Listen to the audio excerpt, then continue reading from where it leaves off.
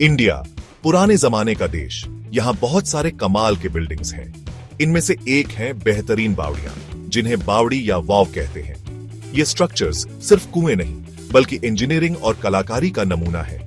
ये हमारे पूर्वजों की चतुराई और पानी मैनेज करने के स्किल्स दिखाते हैं।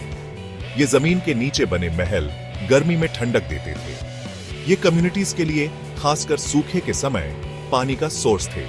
आज हम स्टेप वेल्स की दुनिया में जाएंगे, उनके हिस्ट्री, आर्किटेक्चर और कल्चरल महत्व को एक्सप्लोर करेंगे।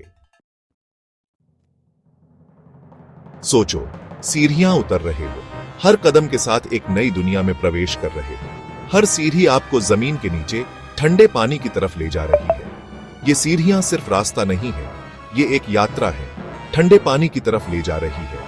पानी जो जीवन का स्रोत है, और इस बावड़ी का दिल। यही एक्सपीरियंस एक बावड़ी देती है। ये सिर्फ पानी का स्रोत नहीं बल्कि एक अनुभव है, एक एहसास है। ये स्ट्रक्चर्स असल में कुएं हैं जिनमें सीढ़ियां पानी तक जाती हैं। ये सीढ़ियां हमें उस समय की याद दिलाती हैं जब पानी की हर बूंद कीमती थी। इन्हें ऐसे डिजाइन किया गया था कि कम पानी में भी यूज हो सकें।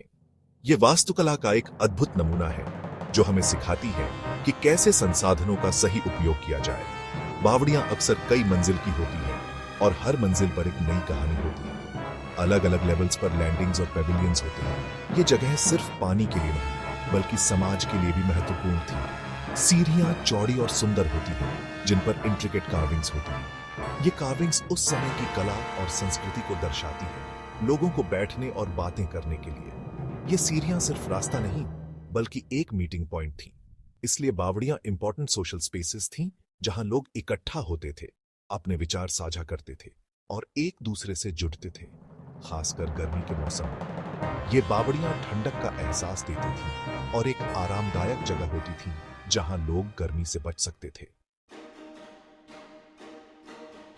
भारत में बावड़ियों का निर्माण बहुत पुराने समय से होता आया है। सबसे पुराने एग्जाम्पल्स 2री और 4वीं शताब्दी ईस्वी के हैं, लेकिन मेडिवल पीरियड में 7वीं से 16वीं शताब्दी तक बावड़ियों का निर्माण जोरों पर था। पश्चिमी भारत के सूखे इलाकों में, खासकर गुजरात और राजस्थान में, सबसे ज्यादा बावड़ियां बनी।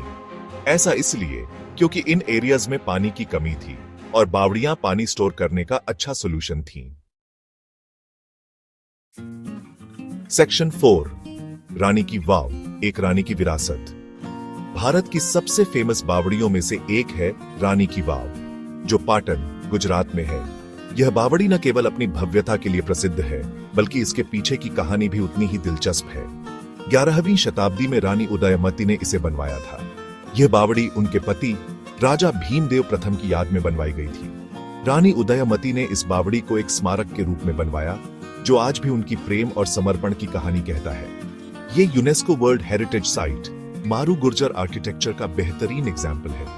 इसकी इंट्रिकेट कार्विंग्स और डिटेल्ड आर्किटेक्चर इसे एक अद्वितीय धरोहर बनाते हैं। बावड़ी की हर दीवार और स्तंभ पर की गई नक्काशी अद्वितीय है। रानी की वाव सिर्फ पानी का सोर्स नहीं है, ये भगवान विष्णु को समर्पित एक अंडरग्राउंड मंदिर है। बावड़ी के अंदर भगवान विष्णु की मूर्तियां और मंदिर की संरचना इसे एक धार्मिक स्थल भी बनाती है। बावड़ी में देवी देवताओं, अप्सराओं और जियोमेट्रिक पैटर्न्स की नक्काशी है। ये नक्काशी इतनी बारीकी से की गई है कि हर आकृति जीवंत प्रतीत होती है। ये नक्काशी लाइट और शैडो के साथ मिलकर एक कमाल का इफेक्ट क्रिएट करती है। जब सूरज की किरणें इन नक्काशियों पर पड़ती हैं, तो एक अद्भुत दृश्य उत्पन्न होता है जो देखने वालों को मंत्रमुग्ध कर देता है। रानी की वाव न केवल एक स्थापत्य चमत्कार है बल्कि यह भारतीय इतिहास और संस्कृति का एक महत्वपूर्ण हिस्सा भी है। सेक्शन 5, इंजीनियरिंग मार्वल्स, बावड़ियों का विज्ञान। बावड़ियों का निर्माण इंजीनियरिंग का एक कमाल था। इन स्ट्रक्चर्स को जमीन के प्रेशर और पानी के वेट को सहने के लिए केयरफुली डिजाइन किया गया था। बनाने वालों ने लोकल मटेरियल्स जैसे पत्थर, ईंट और मसाला यूज किया। बावड़ियों को बारिश का पानी कलेक्ट करने और वाटर टेबल को रिचार्ज करने के लिए भी बनाया गया था। इनमें चैनल्स होते थे जो बारिश के पानी को कुएं में ले जाते थे। इससे साल भर पानी मिलता रहता था। Section 6, water management, modern problems के लिए एंशिएंट सॉल्यूशंस। प्राचीन भारत में बावड़ियों का वाटर मैनेजमेंट में इंपॉर्टेंट रोल था। ये रिजर्वोयर्स का काम करती थीं। मॉनसून में बारिश का पानी कलेक्ट और स्टोर करती थी।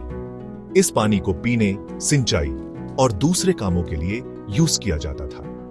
इन स्ट्रक्चर्स के स्टेप लाइक डिजाइन से पानी इवेपोरेशन के जरिए ठंडा भी रहता था।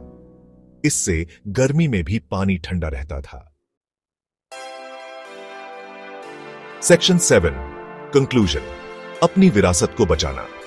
बावड़ियां सिर्फ आर्किटेक्चरल वंडर्स नहीं है, ये हमारे अतीत की कहानियां बयां करती हैं। इनकी इंट्रिकेट डिजाइन्स और डिटेल्ड कार्विंग्स हमें उस समय की कला और शिल्प कला की ऊंचाइयों का एहसास कराती है। ये भारत की रिच कल्चरल हेरिटेज और वाटर मैनेजमेंट की चतुराई के सिंबल्स हैं। इन स्टेप वेल्स को देखकर हम समझ सकते हैं कि हमारे पूर्वज कितने विजनरी थे, जिन्होंने पानी की कमी से निपटने के लिए इतने एडवांस टेक्निक्स का इस्तेमाल किया। ये हमें याद दिलाते हैं कि पुराने समय में भी लोग वाटर कंजर्वेशन का महत्व समझते थे। इन स्टेप वेल्स का उपयोग न केवल पानी के स्रोत के रूप में होता था, बल्कि ये सामाजिक और सांस्कृतिक गतिविधियों का केंद्र भी थे और पानी की कमी के सस्टेनेबल सॉल्यूशंस ढूंढते थे। इन स्टेप वेल्स में पानी का स्तर बनाए रखने के लिए इंट्रिकेट इंजीनियरिंग टेक्निक्स का उपयोग किया जाता था, जो आज भी हमें आश्चर्यचकित कर देती है। आज कई बावड़ियों को निग्लेक्ट, पोल्यूशन और इंक्रोचमेंट से खतरा है। ये स्ट्रक्चर्स जो कभी जीवनदायिनी थीं, अब उपेक्षा और प्रदूषण का शिकार हो रही है। ये हमारा फर्ज है कि हम इन एंशिएंट स्ट्रक्चर्स को फ्यूचर जनरेशंस के लिए बचाएं। हमें इनकी सफाई और संरक्षण के लिए सामूहिक प्रयास करने होंगे। इनके महत्व को समझकर और इनकी रेस्टोरेशन में मदद करके हम इंश्योर कर सकते हैं कि ये आर्किटेक्चरल मार्वल्स आने वाले समय में भी लोगों को इंस्पायर करती रहे। हमें इन स्टेप वेल्स के संरक्षण के लिए जागरूकता फैलानी होगी और कम्युनिटी एफर्ट्स को बढ़ावा देना होगा। हम इंश्योर कर सकते हैं कि ये आर्किटेक्चरल मार्वल्स आने वाले समय में भी लोगों को इंस्पायर करती रहे। इन स्टेप वेल्स को बचाना केवल हमारा कर्तव्य नहीं, बल्कि हमारी जिम्मेदारी भी है। आइए मिलकर अपनी विरासत को संजोएं और आने वाली पीढ़ियों के लिए एक समृद्ध सांस्कृतिक धरोहर छोड़ें।